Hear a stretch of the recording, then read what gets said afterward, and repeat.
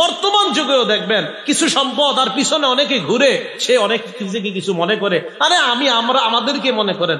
রাস্তা দিয়ে হাঁটলে পিছনে অনেকে হাঁটে, মাঝে মাঝে চিন্তা করি আল্লাহ জানে এত মানুষ পিছে হাঁটে, কখন জানি ধইরা ফেলে, এই বেটা এমনি হাঁটো আর মনে করো নিজেরই কিছু হয়ে গেছে। এই জন্য বেশি হাইটেন না পিছনে আসলে। সত্যি সত্যি আপনারা হাঁটলে আল্লাহ জানে কখনো যদি এরকম আসে যে পিছে হাঁটতেছে এতজন, ধরে ফেলবে আল্লাহ তাআলা, আমারে ধরবে। পিছনে এত মানুষ হাঁটে দেখা বড়াই করো না। তোমার পূর্বে কত মানুষ ছিল পিছনে, ধনবল জনবলের অভাব ছিল না, এদেরকে আমি আল্লাহ শেষ করে দিছি। তোমরা কি শেষ করতে কোনো ব্যাপার না। কারণ কয় আমার জ্ঞানের মাধ্যমে এই সম্পত্তি আমি অর্জন করেছি। আল্লাহ কয় কারণ কি জানে না তার পূর্বে কত শক্তিশালী সম্প্রদায় ছিল, ধনবল জনবলের অভাব ছিল না, এদেরকে আমি আল্লাহ ধূলিসাৎ করে দিয়েছি। কারণ তো কোনো ব্যাপার না। এই কথা বলার পর কারণ একদিন কি করলো, আপনার দল বল নিয়ে ফাখরাজা আলা কওমিহি ফি জিনাতিহি, সাজসজ্জা করে বের হয়েছে। এখন একটু দেখেন তো, সত্যি করে বলবেন, অনেকের ধন সম্পদ দেখলে আমাদের এরকম মনে হয় না, আরে এর এত কিছু আমগো নাই, আছে না? হইতে পারে না? আরে হইতে পারে কিনা? এই জন্য আপনি উপরের দিকে না তাকিয়ে আপনার চেয়ে নিম্ন শ্রেণীর যারা, তাদের দিকে তাকানো। قال الذين يريدون الحياة الدنيا يا ليت لنا مثل ما أوتي قارون إنه لذو حظ عظيم। যারা দুনিয়া চায়, যারা দুনিয়াত কামনা করে, তারা কারুনকে দেখা কয় হায় আমাদেরকেও যদি কারুনের মতো ধন সম্পদ দেওয়া হতো। তারা বলতেছে তো এই কথা, তারা আফসোস করে বলে আমাদেরকেও যদি দেওয়া হতো। ইন্নাহু লাযু হাজ্জিন আযীম, তার কত সম্পদ আল্লাহ দিয়েছে। আল্লাহ বলেন قال الذين اوتوا العلم ويلكم ثواب الله خير لمن آمن وعمل صالحا। যাদেরকে জ্ঞান দেওয়া হয়েছে, বলেন কি দেওয়া হয়েছে? জ্ঞান দেওয়া হয়েছে, বলেন সঠিক জ্ঞান, বলেন কি জ্ঞান?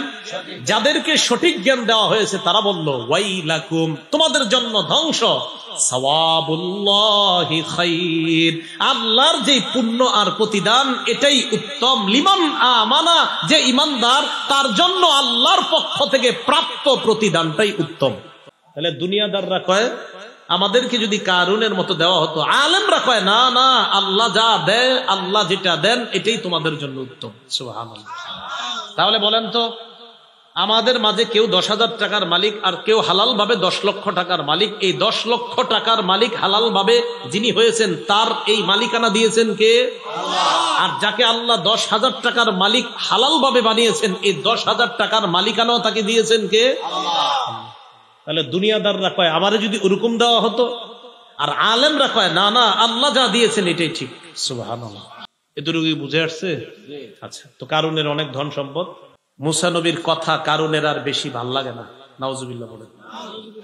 এবার কারুন চাইলো মুসা নবীর জনগণের সামনে অপমান করবে। কার সামনে? নাউজুবিল্লাহ। মুসা নবীর উপর ভয়ঙ্কর মিথ্যা অপবাদ দিয়ে মুসা নবীকে জনগণের সামনে অপমান অপদস্থ করতে চেয়েছে। মুসা নবী এত কষ্ট পেয়েছে। আল্লাহ পাক রব্বুল আলামিন কারুনের ধন সম্পদ এই উভয়টাকে মানুষের চোখের সামনে আল্লাহ বলেন ফাখাসাফনা বিহি ওয়া বিদারিহিল আরদ, কারুন আর তার ধন সম্পদ সব আমি মাটির নিচে দাফন করে দিলাম। কারুনের ধন সম্পদের চাবি একজন বহন করতো না, একদল শক্তিশালী আছে না মাটির নিচে? আল্লাহ ধূলিসাৎ করে দিয়েছেন, মাটির সাথে মিশিয়ে দিয়েছেন, শুধু মানুষটাকে না ধন সম্পদকেও।